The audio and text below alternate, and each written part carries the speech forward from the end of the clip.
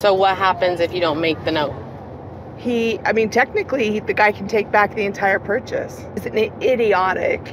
I'm sure your dad's gonna want to pay that off, right? That's how how it's written. The rest of our property is collateral for the note. It's insane to me that Kody is not taking this more seriously. I'm going to suggest to you that you protect your interest in it as far as what you're entitled to, a quarter of it. Would Kody and Robyn really go into this thinking maybe we should get all of the property? I don't think that they're going to screw us over. So if worse comes to worse and it's sold, she probably won't get a quarter.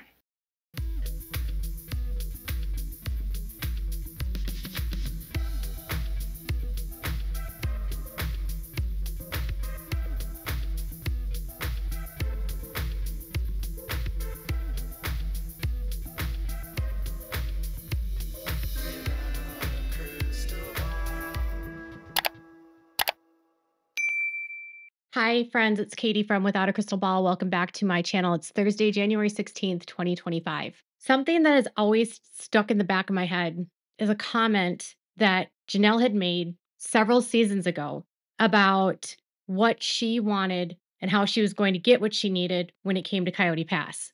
And she was on a walk with Christine, and she was trying to convince Christine of something to do with the property. And she made a comment like, "I'm politicking here. I need to get her on my side." That was a comment that kind of stuck in my head for years because it seemed weird. Like when you're in a family that's all supposed to be working together, politicking and trying to build allegiances and alliances seems contradictory to the scope of everyone working on a team. It seems like coercive or sneaky to do that, right?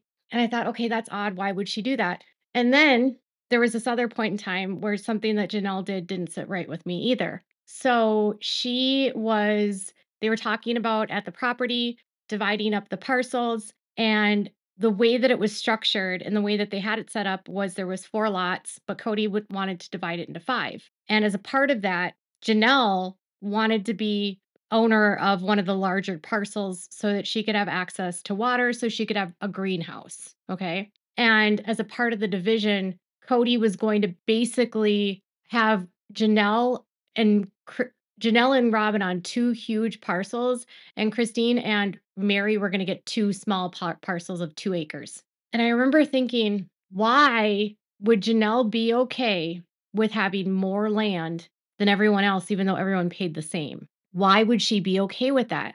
And when Christine and Meri were having issue with it, she didn't seem to care.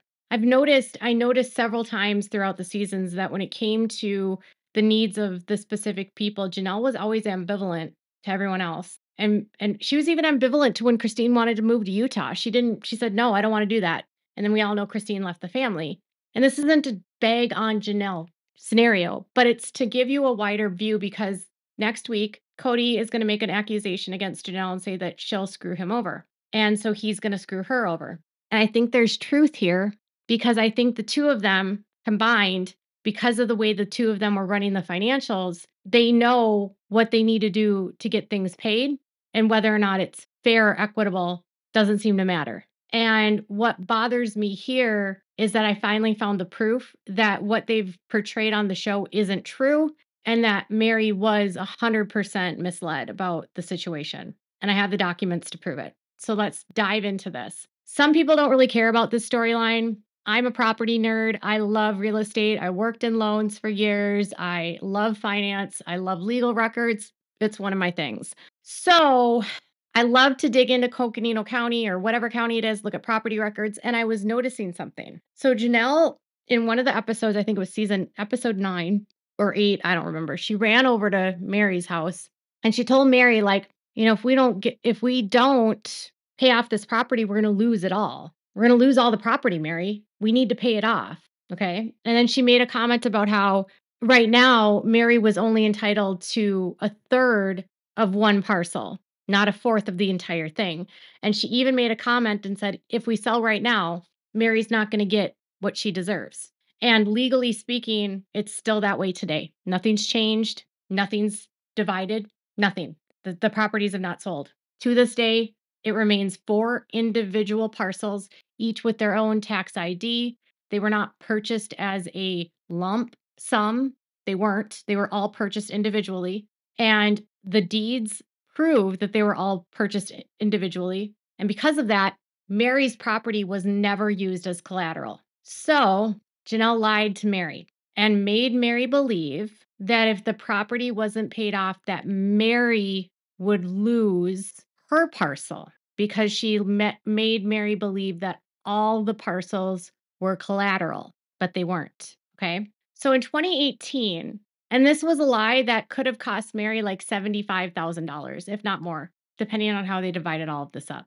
But it took me a minute to dig through these records. But so back in 2018, Meri and Janelle and Kody all signed off onto a parcel H of Coyote Pass. Okay.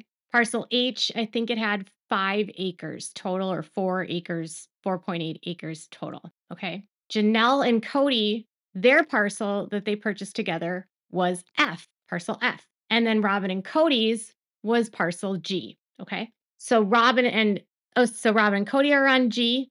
Janelle and Kody are on F, and Kody, Meri, and Janelle are on H.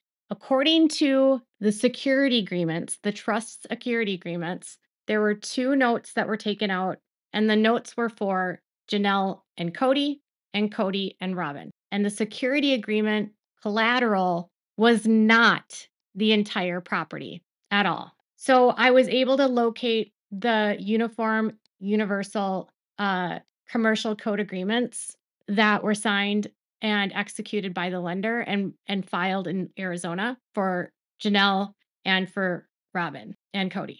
Janelle and Kody took out a trust security agreement with the lender, and the purchase price of their parcel was $170,000. Their loan was for $146,800.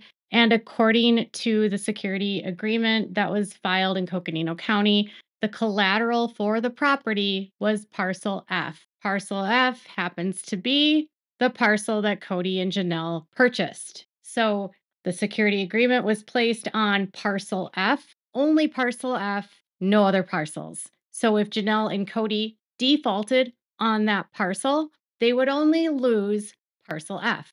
On June 25th, 2018, Kody and Robyn then signed a security agreement for parcel G. Parcel G was purchased for $170,000, and the loan amount for parcel G that they took out was for $147,200. So there's 2 separate loans. Kody is on both loans. Robyn's on one. Janelle's on one. Okay.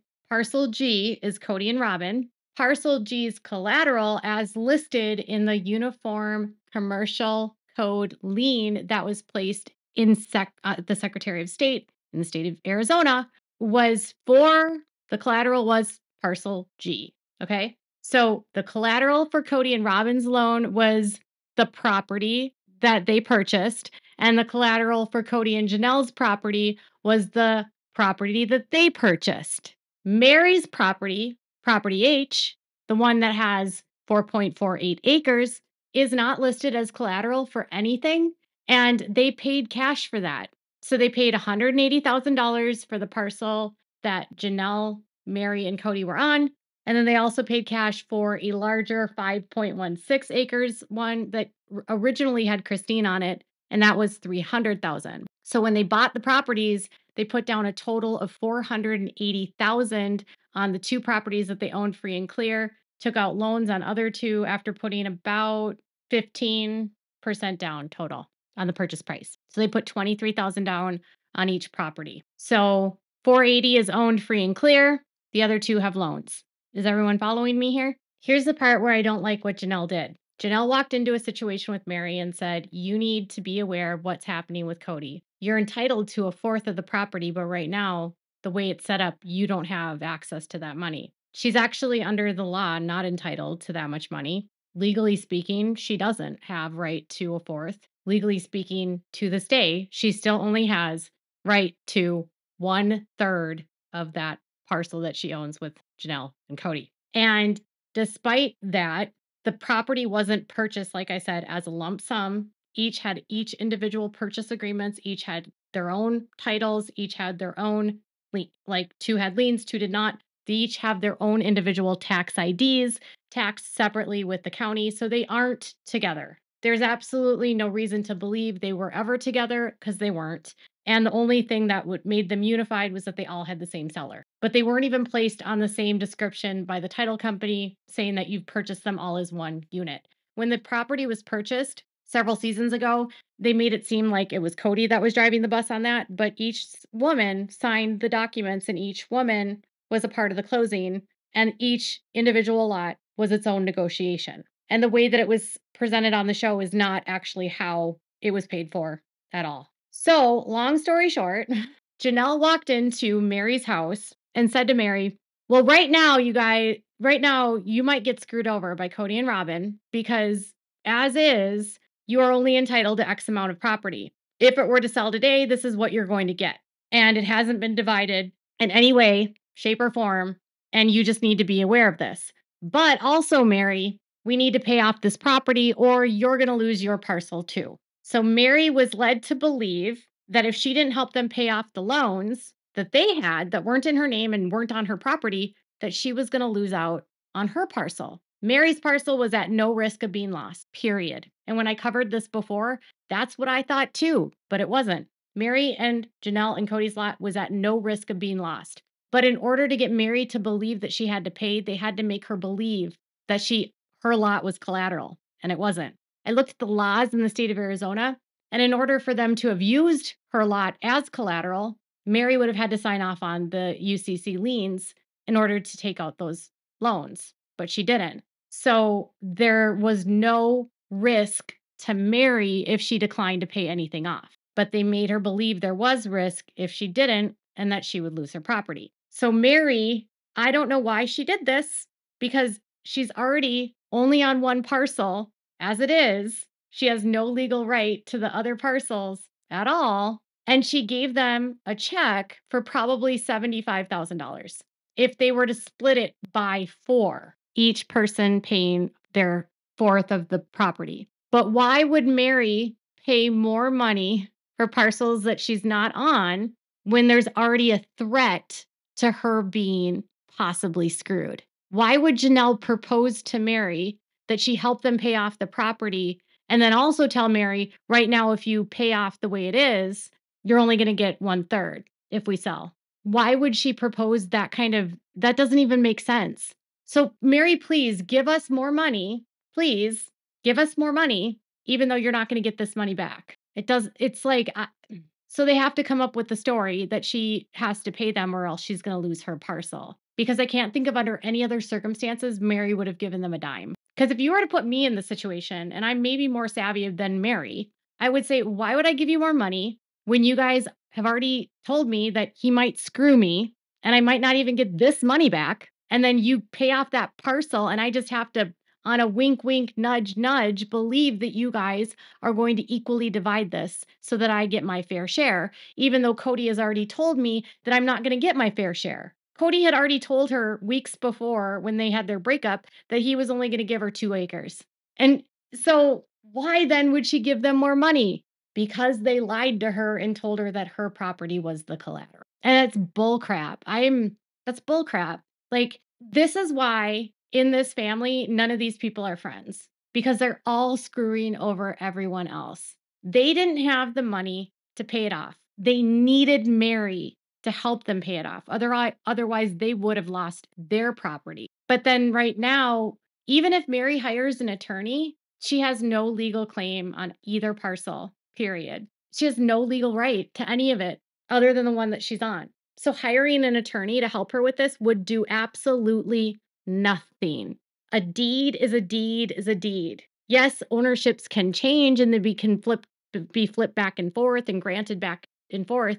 But you think Kody's going to just grant her that after the way that he's treated her? No. Do you think that Kody's going to be fair in the situation? No.